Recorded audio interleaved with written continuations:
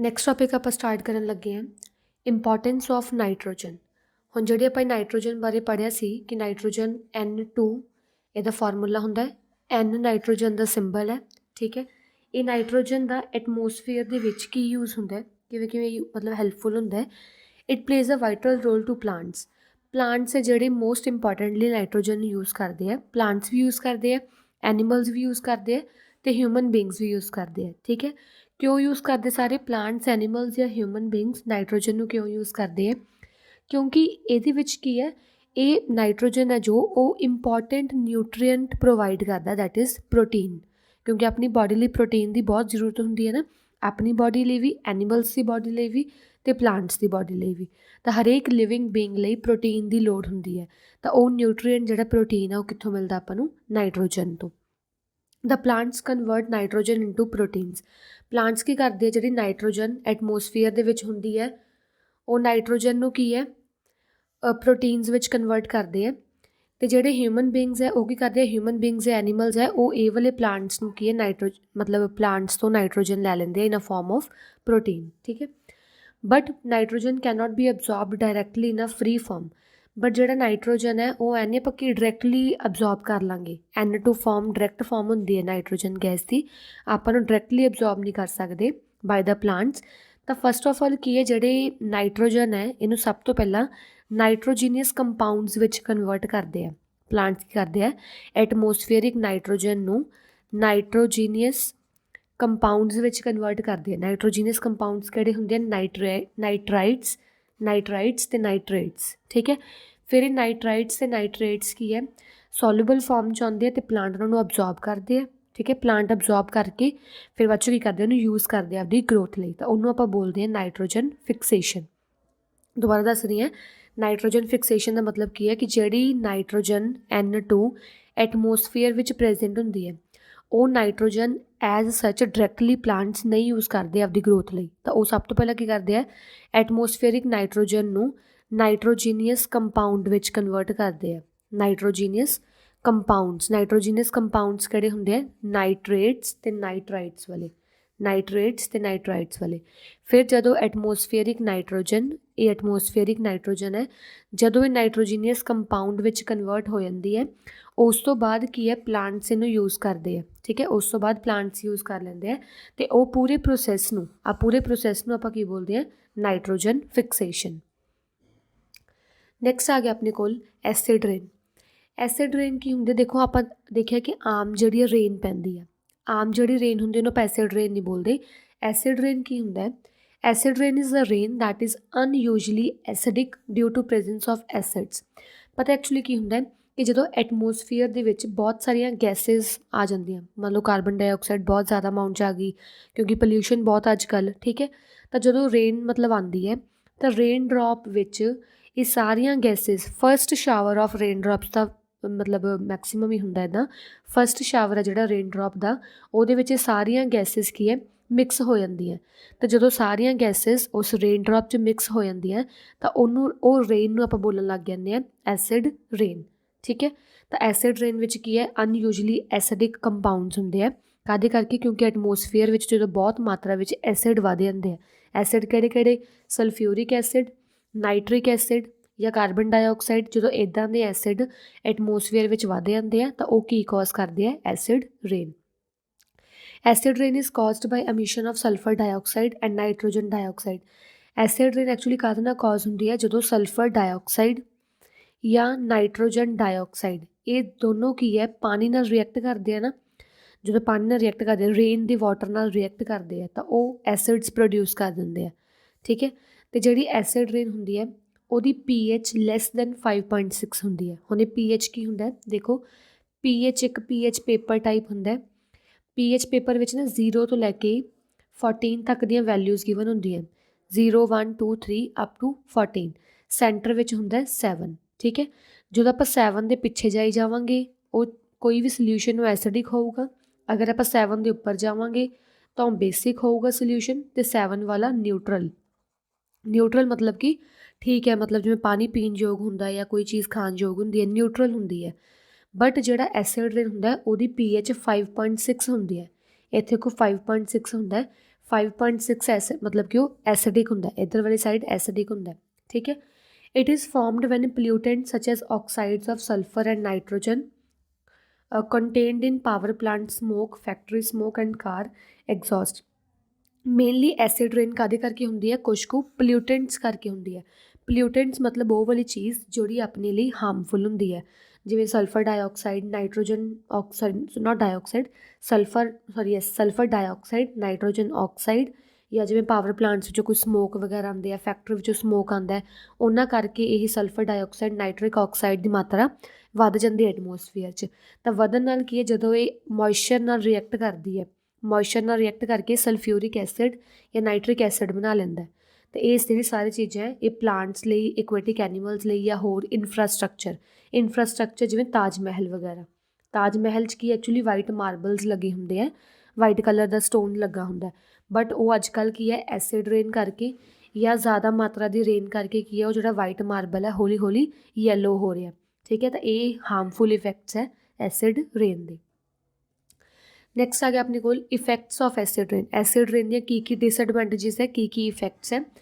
Harmful effects ਕਿਹੜੇ acid rain ਦੇ, dissolves nutrients essential for plant growth. ਜਿਹੜੇ plant growth ਲਈ ਨਿਊਟਰੀਐਂਟਸ ਚਾਹੀਦੇ ਹੁੰਦੇ ਆਪਾਂ ਨੂੰ ਐਟਮੋਸਫੀਅਰ ਦੇ ਵਿੱਚ, ਉਹ ਨਿਊਟਰੀਐਂਟਸ ਕੀ ਹੈ ਖਰਾਬ ਹੋਣੇ ਸ਼ੁਰੂ ਹੋ ਜਾਂਦੇ ਆ ਐਸਿਡ ਰੇਨ ਕਰਕੇ। ਮਤਲਬ ਐਸਿਡ ਰੇਨ ਉਹ ਨਿਊਟਰੀਐਂਟਸ ਨੂੰ ਵੀ ਅਬਜ਼ੋਰਬ ਕਰ ਲੈਂਦੀ ਹੈ ਅਤੇ ਪਲਾਂਟ ਤੱਕ ਉਹ ਨਿਊਟਰੀਐਂਟਸ ਪਹੁੰਚਦੇ ਹੀ ਨਹੀਂਗੇ। ਕੌਜ਼ ਰੈਸਪੀਰੇਟਰੀ ਏਲਮੈਂਟਸ ਇਨ ਹਿਊਮਨ। ਜਦੋਂ ਐਸਿਡ ਰੇਨ ਆਉਂਦੀ ਹੈ ਜਾਂ ਮਤਲਬ ਕਿ ਜ਼ਿਆਦਾ ਅਮਾਊਂਟ ਆਫ ਕਾਰਬਨ ਡਾਈਆਕਸਾਈਡ ਵਗੈਰਾ ਵੱਧ ਜਾਂਦੀ ਹੈ ਐਟਮੋਸਫੀਅਰ ਦੇ ਵਿੱਚ, ਉਹਦੇ ਕਰਕੇ ਹਿਊਮਨ ਬੀਇੰਗਸ ਨੂੰ ਸਾਹ ਲੈਣ ਵਿੱਚ ਪ੍ਰੋਬਲਮ ਹੁੰਦੀ ਹੈ। It cause skin infection. ਇਹ ਆਪਾਂ ਨੂੰ ਜਦੋਂ ਮੰਨ ਲਓ ਐਸਿਡ ਰੇਨ ਆਪਣੇ ਉੱਪਰ ਪੈ ਜੇ ਤਾਂ ਇਹ ਆਪਾਂ ਨੂੰ ਸਕਿਨ ਇਨਫੈਕਸ਼ਨਸ ਕਰ ਦਿੰਦੀ ਹੈ, ਜਿਵੇਂ ਇਰੀਟੇਸ਼ਨ ਆਫ ਮਾਊਥ ਵਿੱਚ ਆਪਣੀ ਇਰੀਟੇਸ਼ਨ ਹੋਣੀ ਖੁਰਕ ਵਗੈਰਾ ਟਾਈਪ ਸ਼ੁਰੂ ਹੋਣੀ ਜਾਂਦੀ ਹੈ, ਸਕਿਨ ਐਲਰਜੀ ਹੋਣੀ ਸ਼ੁਰੂ ਹੋ ਜਾਂਦੀ ਹੈ। ਤਾਂ ਉਹ ਸਾਰੇ ਇਫੈਕਟਸ ਕੀ ਹੈ, ਹਾਰਮਫੁਲ ਇਫੈਕਟਸ ਹੈ ਐਸਿਡ ਰੇਨ ਦੇ। ਹੋਰ ਇਫੈਕਟ ਕੀ ਹੈ, ਇਫੈਕਟਸ ਇਕੁਐਟਿਕ ਈਕੋਸਿਸਟਮ। ਇਕੁਐਟਿਕ ਈਕੋਸਿਸਟਮ ਮਤਲਬ ਉੱਦਾਂ ਦਾ ਪਲਾਂਟਸ ਜਾਂ ਐਨੀਮਲਸ ਜੋ ਵਾਟਰ ਵਿੱਚ ਰਹਿੰਦੇ ਆ। ਹੁਣ ਜੇ ਐਸਿਡ ਰੇਨ ਵਾਟਰ ਵਿੱਚ ਜਾਊਗਾ, ਮਿਕਸ ਹੋਊਗਾ, ਅਤੇ ਓਬਵੀਅਸਲੀ ਈਕੋਸਿਸਟਮ ਨੂੰ ਕੀ ਹੈ ਖਰਾਬ ਕਰੂਗਾ। Corrodes water pipe resulting in leaching of heavy metals in drinking water. ਜਦੋਂ ਮੈਟਲ ਦੀਆਂ ਪਾਈਪਸ ਹੁੰਦੀਆਂ, ਜੋ ਮੈਟਲ ਦੀਆਂ ਪਾਈਪਸ ਜਿਹਦੇ ਵਿੱਚੋਂ ਸਾਫ਼ ਪਾਣੀ ਨੇ ਕੀ ਹੈ ਮੂਵ ਕਰਨਾ ਹੁੰਦਾ, ਜਦੋਂ ਐਸਿਡ ਰੇਨ ਉਹਨਾਂ ਉੱਪਰ ਜਾ ਕੇ ਪੈਂਦੀ ਹੈ ਨਾ, ਤਾਂ ਉਹ ਕੀ ਕਰਦਾ, ਉਹ ਮੈਟਲ ਪਾਈਪਸ ਨੂੰ ਕਰੋਡ ਕਰਦਾ। ਕਰੋਡ ਮਤਲਬ ਜੰਗਾਲ ਲੱਗ ਜਾਂਦਾ ਕਾਫੀ ਸਾਰਾ। ਜੰਗਾਲ ਲੱਗਣ ਨਾਲ ਕੀ ਹੈ, ਜਿਹੜਾ ਵਾਟਰ ਹੈ ਉਹ ਵੀ ਕੀ ਹੈ ਹੌਲੀ ਹੌਲੀ ਖਰਾਬ ਹੋਣਾ ਸ਼ੁਰੂ ਹੋ ਜਾਂਦਾ, ਜੋ ਅੰਦਰ ਪਾਈਪਸ ਵਿੱਚੋਂ ਮੂਵ ਕਰ ਰਿਹਾ। Damage buildings made up of stone and metal. ਜਿਹੜੀ ਬਿਲਡਿੰਗ ਸਟੋਨ, ਜਿਵੇਂ ਤਾਜ ਮਹਿਲ ਬਣਿਆ ਹੋਇਆ, ਜਾਂ ਉੱਦਾਂ ਦੀ ਬਿਲਡਿੰਗਸ ਜਿਹੜੀਆਂ ਮੈਟਲਸ ਤੋਂ ਬਣੀਆਂ ਹੋਈਆਂ, ਜਿਵੇਂ ਕੋਈ ਟਾਵਰ ਵਗੈਰਾ ਬਣੇ ਹੋਏ ਆ, ਉਹਨਾਂ ਨੂੰ ਐਸਿਡ ਰੇਨ ਕੀ ਹੈ ਖਰਾਬ ਕਰ ਦਿੰਦੀ ਹੈ। ਕਿਵੇਂ ਖਰਾਬ ਕਰਦੀ ਹੈ, ਉਹਨਾਂ ਉੱਪਰ ਐਸਿਡ ਦੀ ਮਾਤਰਾ ਵੱਧ ਜਾਂਦੀ ਹੈ, ਮੈਟਲਸ ਕਰੋਡ ਹੋਣੇ ਸ਼ੁਰੂ ਹੋ ਜਾਂਦੇ ਆ, ਅਤੇ ਜਿਹੜੇ ਸਟੋਨਸ ਹੈ ਪੱਥਰ ਆ ਉਹ ਪੀਲੇ ਪੈਣੇ ਸ਼ੁਰੂ ਹੋ ਜਾਂਦੇ ਆ। ਨੈਕਸਟ ਆ ਗਿਆ ਆਪਣੇ ਕੋਲ ਕਲੋਰੋਫਲੋਰੋ ਕਾਰਬਨਸ, ਜਿਹਨਾਂ ਨੂੰ ਆਪਾਂ CFS ਵੀ ਬੋਲਦੇ ਹਾਂ, CFCS, ਠੀਕ ਹੈ। ਇਹ ਕੀ ਹੈ, ਮੇਨਲੀ ਆਪਣੇ ਰੈਫਰੀਜਰੇਟਰਸ ਵਿੱਚ, ਏਅਰ ਕੰਡੀਸ਼ਨਰਸ ਵਿੱਚ, ਮਤਲਬ ਜਿਨ੍ਹਾਂ ਵਿੱਚੋਂ ਠੰਡੀ ਹਵਾ ਆਉਂਦੀ ਹੈ ਕਹਿ ਲਓ, ਜਿਹੜੇ ਐਜ਼ ਅ ਕੂਲੈਂਟ ਯੂਜ਼ ਹੁੰਦੇ ਆ, ਉਹਨਾਂ ਵਿੱਚੋਂ ਕੀ ਪ੍ਰੋਡਿਊਸ ਹੁੰਦਾ ਕਲੋਰੋਫਲੋਰੋ ਕਾਰਬਨ। ਜਾਂ ਹੋਰ ਮਤਲਬ ਕਿ ਜਿਹੜੀ ਐਰੋਸੋਲ ਸਪਰੇਅ ਵਗੈਰਾ ਹੁੰਦੀ ਹੈ, ਜਾਂ ਡੀਓਡਰੈਂਟਸ ਹੁੰਦੇ ਆ, ਡੀਓਡਰੈਂਟਸ ਵਿੱਚ ਵੀ ਆਪਾਂ ਨੂੰ ਕੂਲਿੰਗ ਇਫੈਕਟ ਸ਼ੋ ਹੁੰਦਾ ਨਾ, ਤਾਂ ਉਹਨਾਂ ਵਿੱਚ ਵੀ ਕਿਹੜੀ ਗੈਸ ਹੁੰਦੀ ਹੈ ਕਲੋਰੋਫਲੋਰੋ ਕਾਰਬਨ। ਕਲੋਰੋਫਲੋਰੋ ਕਾਰਬਨ ਦਾ ਮੇਨ ਇਫੈਕਟ ਕੀ ਹੈ ਕਿ ਜਿਹੜਾ ਆਪਣਾ ਐਟਮੋਸਫੀਅਰ ਹੈ, ਤੁਹਾਨੂੰ ਮੈਂ ਪੜ੍ਹਾਇਆ ਸੀਗਾ ਕਿ ਐਟਮੋਸਫੀਅਰ ਦੇ ਆਸੇ ਪਾਸੇ ਕਿਹੜੀ ਲੇਅਰ ਹੁੰਦੀ ਹੈ, ਓਜ਼ੋਨ ਲੇਅਰ, ਠੀਕ ਹੈ। ਆ ਦੇਖੋ,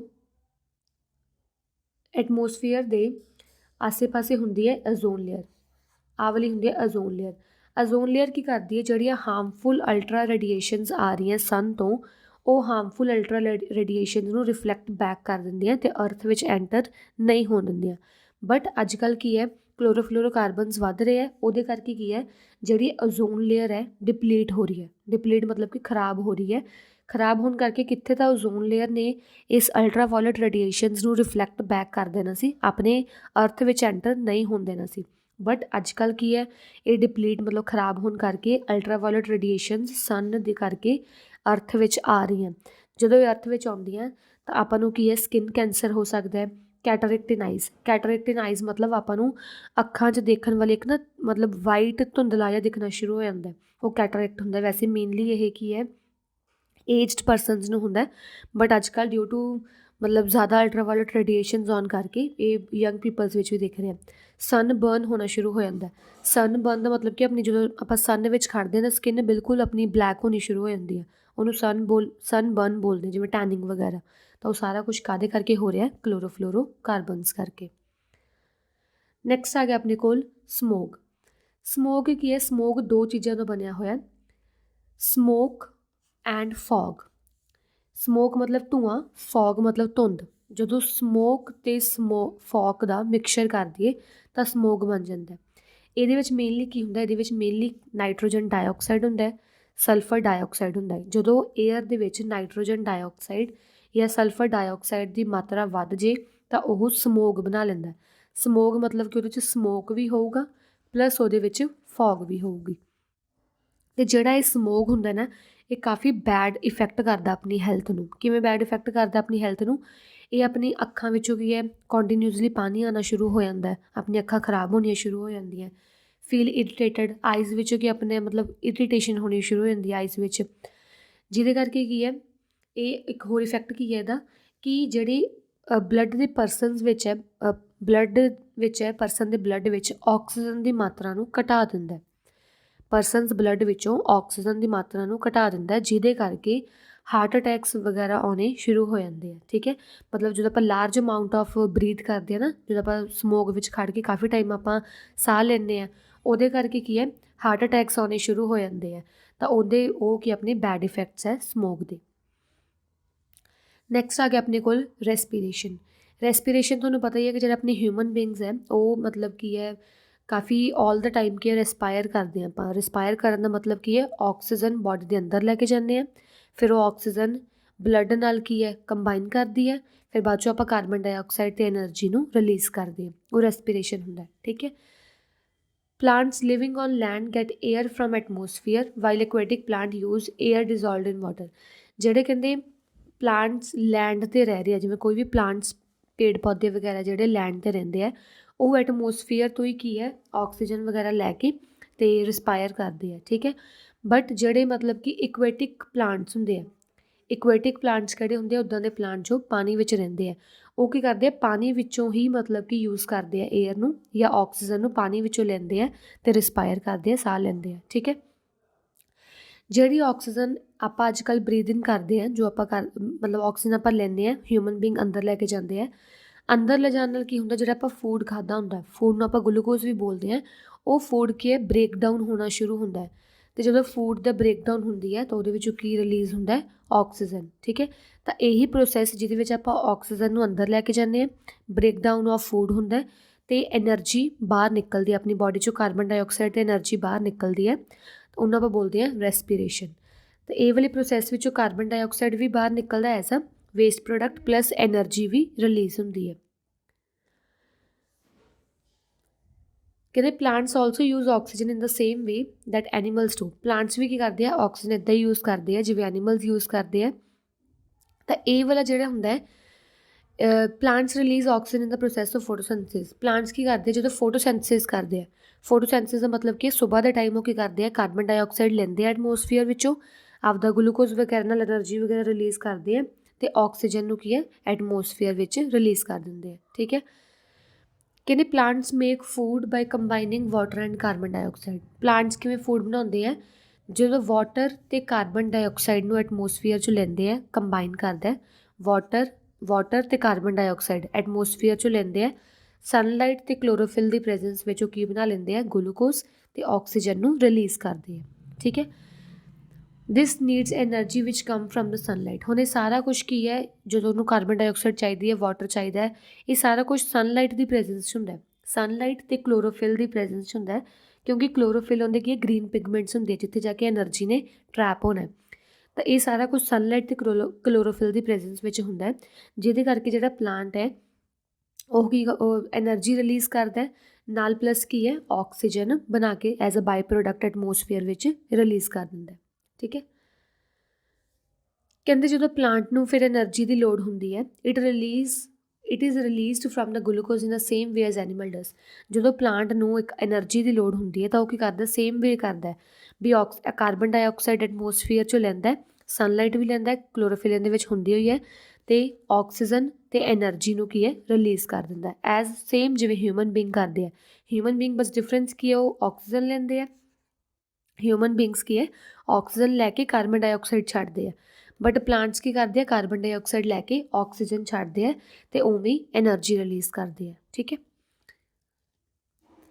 effects of acid rain on Taj Mahal, ਇਹ ਮੈਂ ਤੁਹਾਨੂੰ ਦੱਸ ਚੁੱਕੀ ਹਾਂ ਕਿ ਜਿਹੜਾ ਐਸਿਡ ਰੇਨ ਹੈ ਉਹ ਤਾਜ ਮਹਿਲ 'ਤੇ ਕਾਫੀ ਸਾਰਾ ਇਫੈਕਟ ਕਰ ਰਿਹਾ। ਆਪਾਂ ਨੂੰ ਪਤਾ ਤਾਜ ਮਹਿਲ ਕੀ ਹੈ, ਆਗਰਾ ਵਿੱਚ ਸਿਟੂਏਟਡ ਹੈ, ਦਿੱਲੀ ਆਗਰਾ ਵਿੱਚ। ਅਤੇ ਜਿਹੜੀ ਏਅਰ ਹੈ ਇਸ ਜਗ੍ਹਾ 'ਤੇ, ਕਿਉਂਕਿ ਦਿੱਲੀ ਵਿੱਚ ਕਾਫੀ ਵੈਸੇ ਪੋਲਿਊਸ਼ਨ ਕਾਫੀ ਜ਼ਿਆਦਾ ਹੈ, ਪੋਲਿਊਸ਼ਨ ਕਾਫੀ ਜ਼ਿਆਦਾ ਹੋਣ ਕਰਕੇ ਸਲਫਰ ਡਾਈਆਕਸਾਈਡ ਅਤੇ ਨਾਈਟ੍ਰੋਜਨ ਆਕਸਾਈਡ ਦੀ ਮਾਤਰਾ ਏਅਰ ਵਿੱਚ ਬਹੁਤ ਜ਼ਿਆਦਾ ਹੈ। ਠੀਕ ਹੈ। ਕਿਉਂਕਿ ਇਹ ਜ਼ਿਆਦਾ ਕਾਹਤੋਂ ਹੈ, ਕਿਉਂਕਿ ਉੱਥੇ ਬਹੁਤ ਸਾਰੇ ਪਾਵਰ ਪਲਾਂਟਸ ਹੈ, ਬਹੁਤ ਸਾਰੀਆਂ ਇੰਡਸਟਰੀਜ਼ ਆਗਰਾ ਵਿੱਚ। ਠੀਕ ਹੈ। ਉਹਦੇ ਨੇੜੇ ਤੇੜੇ ਜਿਹੜਾ ਤਾਜ ਮਹਿਲ ਹੈ ਉਹਦੇ ਆਸੇ ਪਾਸੇ ਬਹੁਤ ਸਾਰੀਆਂ ਇੰਡਸਟਰੀਜ਼ ਹੈ, ਬਹੁਤ ਸਾਰੇ ਪਾਵਰ ਪਲਾਂਟਸ ਹੈ, ਜਿਹਦੇ ਕਰਕੇ ਉਹਨਾਂ ਵਿੱਚੋਂ ਬਹੁਤ ਸਾਰਾ ਮਤਲਬ ਕਿ carbon dioxide, sulphur dioxide, nitrogen oxides, ਇਹ ਸਾਰੇ ਹਾਰਮਫੁਲ ਗੈਸਿਸ ਉਹ ਏਅਰ ਵਿੱਚ ਰਿਲੀਜ਼ ਕਰਦੇ ਆ। ਅਤੇ ਹਾਰਮਫੁਲ ਗੈਸਿਸ ਜਦੋਂ ਏਅਰ 'ਚ ਰਿਲੀਜ਼ ਹੁੰਦੇ ਆ ਅਤੇ ਮੋਇਸਚਰ ਨਾਲ ਕੰਟੈਕਟ ਵਿੱਚ ਆਉਂਦੇ ਆ ਤਾਂ ਉਹ ਐਸਿਡ ਰੇਨ ਲਿਆਉਂਦੇ ਆ। ਠੀਕ ਹੈ। ਅਤੇ ਜਦੋਂ ਇਹ ਐਸਿਡ ਰੇਨ ਮਾਰਬਲਸ ਉੱਪਰ ਪੈਂਦੀ ਹੈ, ਜਿਹੜੀ ਮਾਰਬਲਸ ਐਕਚੁਅਲੀ ਕੈਲਸ਼ੀਅਮ ਕਾਰਬੋਨੇਟ ਤੋਂ ਬਣੀਆਂ ਹੁੰਦੀਆਂ, ਤਾਜ ਮਹਿਲ ਦੀਆਂ ਮਾਰਬਲਸ ਪੱਥਰ, ਜਦੋਂ ਐਸਿਡ ਰੇਨ ਕੈਲਸ਼ੀਅਮ ਕਾਰਬੋਨੇਟ ਨਾਲ ਰਿਐਕਟ ਕਰਦਾ ਹੈ ਤਾਂ ਉਹ ਪੂਰੀ ਮਤਲਬ ਇੰਨੀ ਵੰਡਰਫੁਲ ਸਟਰਕਚਰ ਨੂੰ ਕੀ ਹੈ ਖਰਾਬ ਕਰ ਰਹੀ ਹੈ, ਉਹਨੂੰ ਵਾਈਟ ਤੋਂ ਯੈਲੋ ਵਿੱਚ ਕਨਵਰਟ ਕਰ ਰਹੀ ਹੈ। ਠੀਕ ਹੈ। ਤਾਂ ਉਹਨੇ ਪੂਰੀ ਡੈਮੇਜ ਕਰਤੀ ਹੈ ਵੰਡਰਫੁਲ ਸਟਰਕਚਰ, ਜਿਹਨੇ ਬਹੁਤ ਸਾਰੇ ਲੋਕਾਂ ਨੂੰ ਆਪਦੇ ਵੱਲ ਅਟਰੈਕਟ ਕੀਤਾ ਹੋਇਆ ਅਤੇ ਕਾਫੀ different world parts of world ਦੇ ਲੋਕ ਕੀ ਹੈ ਤਾਜ ਮਹਿਲ ਨੂੰ ਦੇਖਣ ਆਉਂਦੇ ਆ, ਬਟ ਉਹ ਕੀ ਐਸਿਡ ਰੇਨ ਕਰਕੇ ਖਰਾਬ ਹੋ ਰਿਹਾ। Efforts of government to save Taj Mahal, ਹੁਣ ਗੌਰਮੈਂਟ ਕੀ ਐਫਰਟ ਕਰ ਰਹੀ ਹੈ ਤਾਜ ਮਹਿਲ ਨੂੰ ਸੇਵ ਕਰਨ ਲਈ। ਐਸਿਡ ਰੇਨ ਇੱਕ ਕਹਿੰਦੇ ਸੀਰੀਅਸ ਮਤਲਬ ਪ੍ਰੋਬਲਮ ਬਣ ਚੁੱਕੀ ਹੈ ਪੂਰੀ ਇਨਵਾਇਰਮੈਂਟ ਦੀ, ਅਤੇ ਤਾਜ ਮਹਿਲ ਨੂੰ ਪ੍ਰੋਟੈਕਟ ਕਰਨ ਲਈ ਗੌਰਮੈਂਟ ਆਫ ਇੰਡੀਆ ਨੇ ਅਨਾਊਂਸ ਕੀਤਾ ਸੀ ਇੱਕ ਐਕਸ਼ਨ ਪਲਾਨ ਅਨਾਊਂਸ ਕੀਤਾ ਸੀ 1995 ਵਿੱਚ। ਠੀਕ ਹੈ। 1995 ਵਿੱਚ ਇੱਕ ਪਲਾਨ ਅਨਾਊਂਸ ਕੀਤਾ ਸੀ ਜਿਹਦਾ ਮੇਨ ਨਾਮ ਸੀਗਾ ਤਾਜ ਟ੍ਰੈਪੀਜ਼ੀਅਮ। ਤਾਜ ਟ੍ਰੈਪੀਜ਼ੀਅਮ ਦਾ ਮਤਲਬ ਕੀ ਹੈ ਕਿ ਜਿਹੜੀ ਹਵਾ ਹੈ ਉਹਨੂੰ ਕੀ ਹੈ ਕਲੀਨ ਕਰਨਾ ਹੈ, ਏਅਰ ਨੂੰ ਪੂਰਾ ਕਲੀਨ ਕਰਨਾ ਹੈ। ਕਲੀਨ ਕਰਨ ਨਾਲ ਕੀ ਹੋਊਗਾ ਕਿ ਜਿਹੜਾ ਮਤਲਬ ਟਾਊਨਸ ਆਫ ਆਗਰਾ ਜਾਂ ਮਥੁਰਾ ਜਾਂ ਭਰਤਪੁਰ, ਉਹਦੇ ਆਸੇ ਪਾਸੇ ਇਹ ਸਾਰਾ ਕੁਛ ਹੈਗਾ, ਫਿਰੋਜ਼ਾਬਾਦ, ਇਹਨਾਂ ਸਾਰਿਆਂ ਵਿੱਚ ਕੀ ਹੈ ਮਤਲਬ ਐਟਮੋਸਫੀਅਰ ਕਲੀਨ ਕੀਤਾ ਜਾਵੇ, ਮਤਲਬ ਘੱਟ ਤੋਂ ਘੱਟ ਕੀ ਹੈ ਨਾਈਟ੍ਰੋਜਨ ਆਕਸਾਈਡ ਅਤੇ ਸਲਫਰ ਡਾਈਆਕਸਾਈਡ ਦੀ ਮਾਤਰਾ ਏਅਰ ਵਿੱਚ ਰਿਲੀਜ਼ ਹੋਵੇ। ਇਸੇ ਕਰਕੇ ਕੀ ਹੈ ਇਸ ਪਲਾਨ ਕਰਕੇ ਜਿਹੜੀਆਂ 2000 ਇੰਡਸਟਰੀਜ਼ ਹੈ, ਜਿਹੜਾ ਇਹਨਾਂ ਦੀ ਟ੍ਰੈਪੀਜ਼ੀਅਮ ਮਤਲਬ ਕਿ ਤਾਜ ਦੇ ਆਸੇ ਪਾਸੇ ਵਾਲੀਆਂ ਜੋ ਸਾਈਡਸ ਸੀਗੀਆਂ ਉਹ ਸਾਰੀਆਂ ਮਤਲਬ ਕਿ ਜਿਹੜੀਆਂ ਇੰਡਸਟਰੀਜ਼ ਵਗੈਰਾ ਸੀਗੀਆਂ ਉਹਨਾਂ ਨੂੰ ਕੀ ਹੈ switched over to use liquefied petroleum gas or natural gas. ਉਹਨਾਂ ਨੇ ਕਿਹਾ ਕਿ ਤੁਸੀਂ ਜਿੰਨੀਆਂ ਵੀ ਉਹ ਇੰਡਸਟਰੀਜ਼ ਉਸ ਟ੍ਰੈਪੀਜ਼ੀਅਮ 'ਚ ਆਉਂਦੀਆਂ, ਟ੍ਰੈਪੀਜ਼ੀਅਮ ਹੁੰਦਾ ਜਿਵੇਂ ਇੱਦਾਂ ਦਾ ਟ੍ਰੈਪੀਜ਼ੀਅਮ ਤਾਜ ਮਹਿਲ ਸੈਂਟਰ 'ਚ ਜੋ ਵੀ 4 ਚੁਫੇਰੇ ਉਹਦੇ ਮਤਲਬ ਲੱਗਦੀਆਂ ਕੰਟਰੀਜ਼ ਮਤਲਬ ਸਿਟੀਜ਼ ਵਗੈਰਾ ਲੱਗ ਰਹੀਆਂ ਕੋਲੇ ਜਿਵੇਂ ਫਿਰੋਜ਼ਾਬਾਦ, ਭਾਰਤਪੁਰ, ਮਥੁਰਾ, ਆਗਰਾ। ਉਹਨਾਂ ਨੇ ਕਿਹਾ ਸੀਗਾ ਕਿ ਤੁਸੀਂ ਇਹ ਸਾਰੀ ਇੰਡਸਟਰੀਜ਼ ਵਿੱਚ ਲਿਕੁਇਫਾਈਡ ਪੈਟਰੋਲੀਅਮ ਗੈਸ ਜਾਂ ਨੈਚੁਰਲ ਗੈਸ ਯੂਜ਼ ਕਰਨੀ ਹੈ ਅਤੇ ਕੋਲ ਅਤੇ ਆਇਲ ਨਹੀਂ ਯੂਜ਼ ਕਰਨਾ, ਕਿਉਂਕਿ ਆਪਾਂ ਨੂੰ ਪਤਾ ਕੋਲ ਅਤੇ ਆਇਲ ਵਿੱਚੋਂ mainly carbon dioxide gas release ਹੁੰਦੀ ਹੈ, ਜਿਹਦੇ ਕਰਕੇ ਸਲਫਰ ਡਾਈਆਕਸਾਈਡ ਅਤੇ ਨਾਈਟ੍ਰੋਜਨ ਆਕਸਾਈਡ ਦੀ ਮਾਤਰਾ ਵੱਧ ਰਹੀ ਹੈ। ਤਾਂ ਗੌਰਮੈਂਟ ਨੇ ਕਿਹਾ ਸੀ ਇਹਨਾਂ ਇੰਡਸਟਰੀਜ਼ ਨੂੰ ਕਿ ਤੁਸੀਂ ਅੱਜ ਤੋਂ ਬਾਅਦ ਲਿਕੁਇਫਾਈਡ ਪੈਟਰੋਲੀਅਮ ਗੈਸ ਯੂਜ਼ ਕਰਨੀ ਹੈ, ਨੈਚੁਰਲ ਗੈਸ ਯੂਜ਼ ਕਰਨੀ ਹੈ, ਕੋਲ ਅਤੇ ਪੈਟਰੋਲੀਅਮ ਨਹੀਂ ਯੂਜ਼ ਕਰਨਾ। ਅਤੇ ਹੁਣ ਇਹ ਹਰੇਕ ਦੀ ਡਿਊਟੀ ਬਣ ਚੁੱਕੀ ਸੀ ਉਦੋਂ, ਮਤਲਬ ਹੁਣ ਵੀ ਮਤਲਬ ਕਿ ਇਹ ਸਾਰਾ ਕੁਛ ਈਚ ਐਂਡ ਐਵਰੀ ਸਿਟੀਜ਼ਨ ਕੋਲ ਪਹੁੰਚਾਈ ਗਈ ਅਤੇ ਹੌਲੀ ਹੌਲੀ ਕੀ ਹੈ ਉਹਨੂੰ ਤਾਜ ਮਹਿਲ ਨੂੰ ਪ੍ਰੋਟੈਕਟ ਕਰ ਰਹੇ ਆ। ਬਟ ਫਿਰ ਵੀ ਅੱਜ ਕੱਲ੍ਹ ਕੀ ਹੈ ਮਤਲਬ ਤਾਜ ਮਹਿਲ ਹਾਲੇ ਵੀ ਯੈਲੋ ਹੋਈ ਵੀ ਹੈ, ਇੰਨੀ ਪ੍ਰੋਪਰ ਜਿਵੇਂ ਪਹਿਲਾਂ ਵਾਈਟ ਸੀਗੀ ਉੱਦਾਂ ਦੀ ਵਾਈਟ ਨਹੀਂ ਹੈ। ਠੀਕ ਹੈ।